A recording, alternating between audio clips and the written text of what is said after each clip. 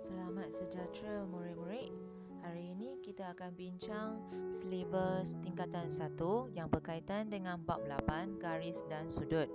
Jadi di bab ini, satu sahaja topik cikgu fokuskan iaitu sudut yang berkaitan dengan garis selari dan garis rentas lintang. Sekarang marilah kita cuba imbas kembali apa maksudnya garis selari dan juga garis rentas lintang. Di sini menunjukkan satu garis selari. Apabila sebuah garis selari ditunjukkan di dalam gambar raja, selalunya ia akan diperkenalkan dalam soalannya. Contoh, ayat yang diberi ialah garis AB selari dengan garis CD. Dan seterusnya, apabila kita melihat dalam gambar raja, kita akan melihat dua garisan yang lurus ini mempunyai panah yang menunjukkan arah yang sama. Maka dua garisan ini adalah garisan selari. Apa ciri-ciri garisan selari? Garisan selari, mereka mempunyai jarak antara kedua-dua garisan ini adalah sentiasa sama. Bermaksud dua garisan ini tidak akan bersih. Cuba lihat contoh bagi garis rentas lintang. Bagaimana membuat definisi bagi sebuah garis rentas lintang?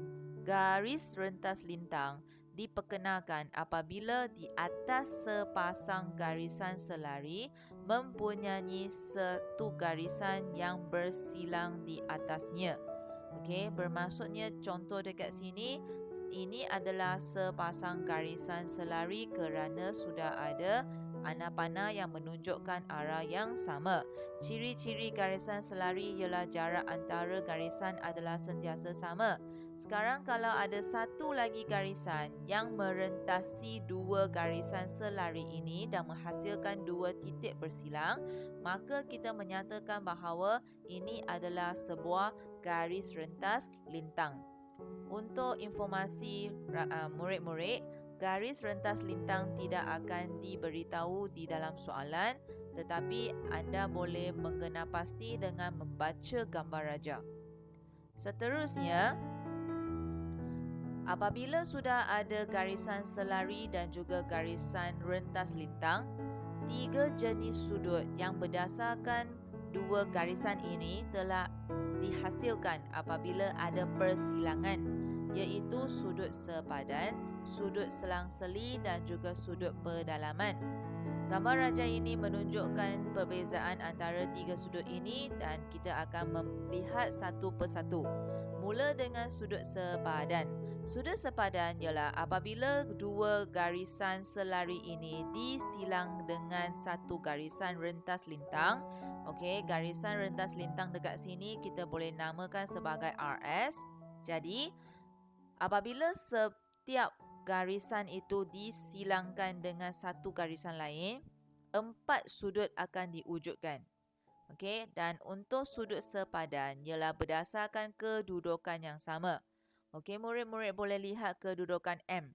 Kedudukan M masing-masing berada di atas bahagian kanan atas. Jadi, M ini adalah sama nilai kalau mereka berada di dalam kedudukan yang sama. Okey, dan satu lagi boleh murid mengingat apabila melihat sudut sepadan, cari huruf F dekat sini. Okey, maksudnya menggunakan garisan selari dan juga garis rentas lintang yang telah bersidang, mencari huruf F, dan apabila mereka duduk di tempat yang sama, itu adalah nilai sudut yang sama. Tadi baru cakap ada 4 sudut boleh terhasil apabila dua garisan bersilang. Jadi panah hijau ini menunjukkan tempat yang sama, maka dua tempat di sini juga akan mendapat nilai sudut yang sama. Okey. Banyak contoh lagi dekat sini apabila panah yang berwarna hitam itu menunjukkan tempat yang sama. Jadi kita juga boleh dapat nilai sudut yang sama. Ini adalah yang kita definisikan sebagai sudut sepadan. Seterusnya kita ada sudut berselang-seli. Apabila sudut berselang-seli, atas garisan bersilang ini kita cari huruf Z ataupun huruf N. Z dan N yang terbalik pun tak kisahlah. Okey, sama dengan huruf F ini. Asalkan mereka nampak seperti F. Ini pun sama, asalkan mereka nampak seperti Z ataupun betul-betul huruf Z ataupun N ataupun nampak seperti N yang terbalik tersongsang.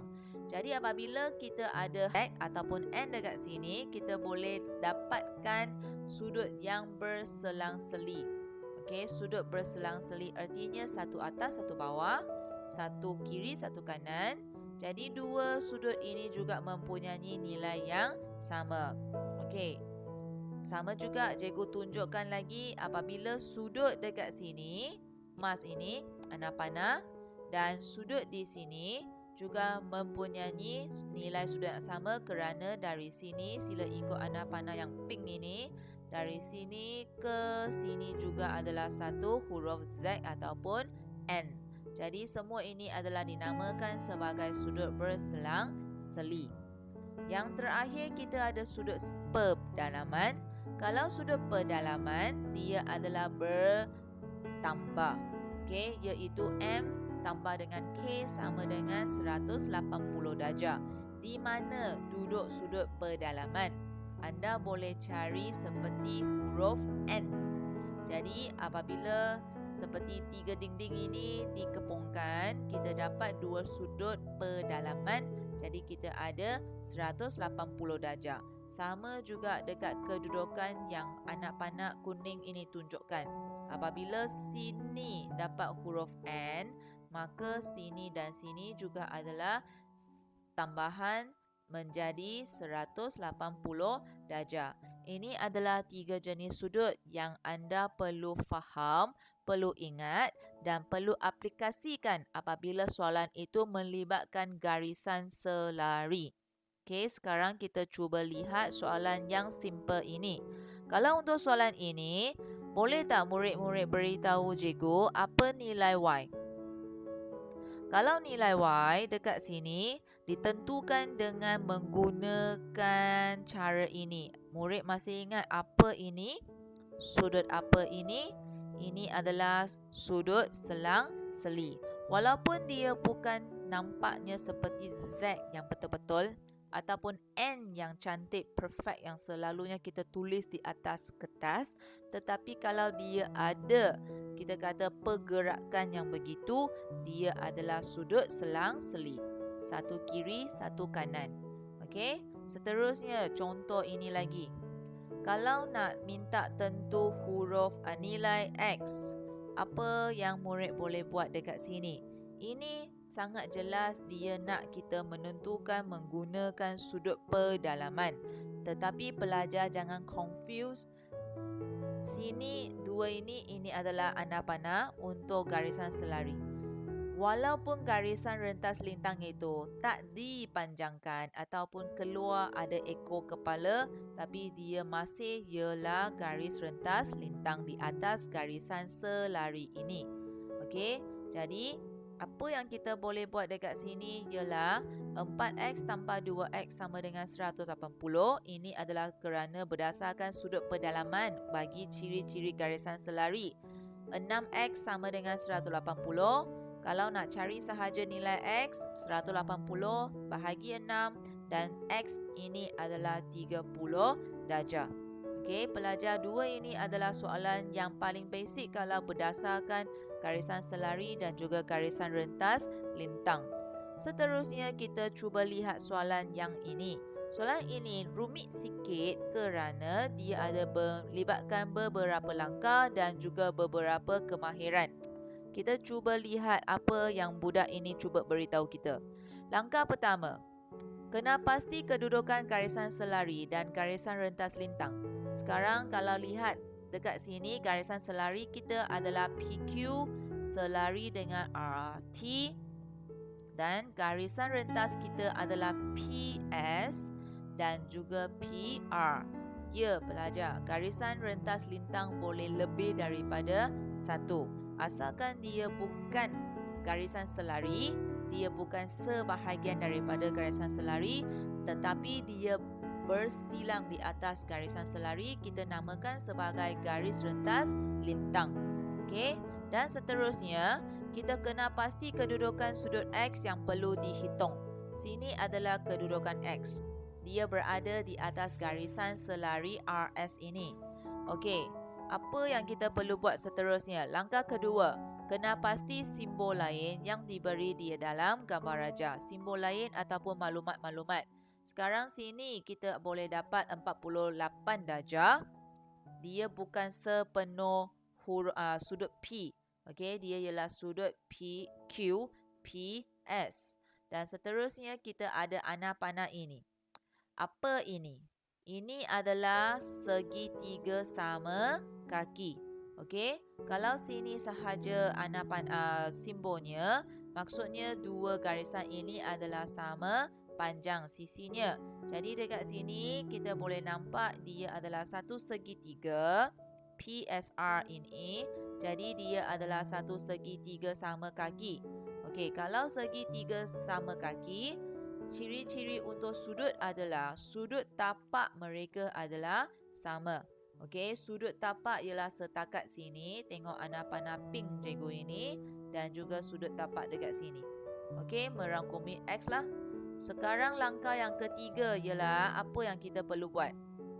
Kita boleh menggunakan kemahiran di atas 3 sudut itu, iaitu sudut sepadan, sudut selang-seli, sudut pedalaman untuk menggunakan informasi yang diberi. Sekarang satu sahaja sudut diberi iaitu 48. Jadi saya menggunakan sudut selang-seli. Okey, sudut selang-seli ini memberitahu saya bahawa PSR ialah 48 darjah. PSR ialah 48. Makanya sini adalah 48 kerana selang-seli. Okey, seterusnya SPR ini adalah sama dengan X kerana baru cikgu kata sudut tapak adalah sama. Sini SPR maksudnya sini adalah sama dengan X. Jadi di sini sudut di dalam segitiga ini, pelajar semula ya, sudut di segitiga ini ada 3 kan? X dekat sini. Ini pun sudut tapak, maka sini pun X. Sini adalah 40 darjah, 48 darjah yang dari kita sudah kena pasti dengan sudut selang-seli. Sebab itu kita ada langkah yang ini. 2X sama dengan 180 tolak 48 sama dengan 132. Jadi nak X sahaja dekat sini, so bahagi 2 sama dengan 66. Jadi pelajar, cikgu harap anda boleh faham apa yang cikgu tengah bincang dekat sini. Okey? Jadi seterusnya kita sambung balik kepada asas kita, iaitu poligon asas yang baru kita bincang waktu yang lepas tu, segi 4 selari. Apabila kita lihat segi 4 selari, sebenarnya ciri-ciri sudut yang kita bincang hari itu sama seperti apa yang mereka berada di dalam tempat sudut pedalaman, sudut selang-seli dan juga sudut sepadan. Okey, sekarang kita cuba lihat. Hari itu cikgu beritahu anda sudut bertentangan bagi segi 4 selari adalah sama. Jadi dekat sini, apabila sudut pedalaman untuk dua ini dikena pastikan, okey, anda boleh juga dapat sudut pedalaman yang kedua dekat sini. Faham tak pelajar? Contohnya sini ialah sudut pedalaman. Okey. So, pada masa yang sama sini juga adalah sudut pedalaman. Okey. So, sudut pedalaman di sini adalah sama seperti sini. Andaikan sudut di sini adalah 60 darjah. Kalau tambahan mereka adalah 180, maka sudut di sini adalah 120. Okey, jadi sekarang sini adalah juga ialah satu sudut pedalaman kerana ini juga adalah selari dan ini selari pada masa yang sama dia juga adalah garis rentas lintang. Asalkan ada garisan bersilang di sepasang garisan selari, jadi kita boleh andaikan dia ialah garis rentas lintang. Kita tak perlu kisah pun dia adalah garisan selari juga. Jadi Kalau sini sudah ambil 120, tambahan jelah 180, maka sini juga adalah 60. Ini yang mencapai teori ataupun fakta-fakta yang cikgu bincang waktu lepas bahawa sudut bertentangan adalah sama. Kerana untuk selari mereka mempunyai ciri-ciri pedalaman ini. Okey, so pelajar cikgu harap anda faham. Seterusnya kita cuba lihat soalan yang waktu lepas yang cikgu bagikan. Ini adalah satu poligon asas. Pada masa yang sama, dia juga adalah soalan berkaitan dengan garisan selari. Okey, sudah diberi satu sisi 4 dan cari nilai A, B dan C. Dalam gambar raja sebelah diberi PQ selari dengan RS. Okey, sekarang kita cuba lihat apa yang kita sudah ada di atas gambar raja. Kita ada 54 sudut sini, 112 di sini. Ini sangat nampak ketara adalah satu segitiga dan depan dekat luar, dekat dalam adalah B, sini pun ada 2A dan sini adalah C. Jadi apa yang kita perlu buat ialah kita kena pasti dulu garisan rentas lintang yang terlibat. Okey. Garisan rentas lintang di atas garisan selari. Jadi dua sahaja warna kuning ini yang cikgu sudah warnakan. Untuk garisan ini dia tak menyentuh satu lagi garisan selari, jadi dekat dua sini dia bukan garisan rentas lintang. Jadi 4 titik silang ini boleh bermain bersama dengan 3 jenis sudut yang kita sudah ada itu. Okey, seterusnya kita kena pastikan kedudukan sudut A, B dan C. Okey, boleh nampak A, B dan C semua tumpu di sini. Okey, jadi kita ada 3 langkah untuk dapatkan nilai A, nilai B dan nilai C. Jadi sekarang cikgu mulakan dengan nilai B. Kalau lihat nilai B, nampak tak cikgu bulatkan ini? Cikgu menggunakan ciri sudut pedalaman, iaitu 44 darjah tambah dengan B sama dengan 180. Menggunakan sudut pedalaman.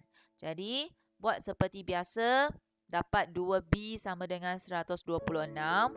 Nak sahaja B, saya bahagi 2 dan akhirnya dapat jawapan 63. Jadi pelajar, ini adalah 2 langkah yang sangat penting. Okey, iaitu kena pastikan selari, kena pastikan garisan lintang dan juga kena pastikan kedudukan dia. Dengan menggunakan 3 langkah ini, barulah anda boleh tahu apa yang awak perlu buat berkaitan dengan sudut-sudut garisan selari.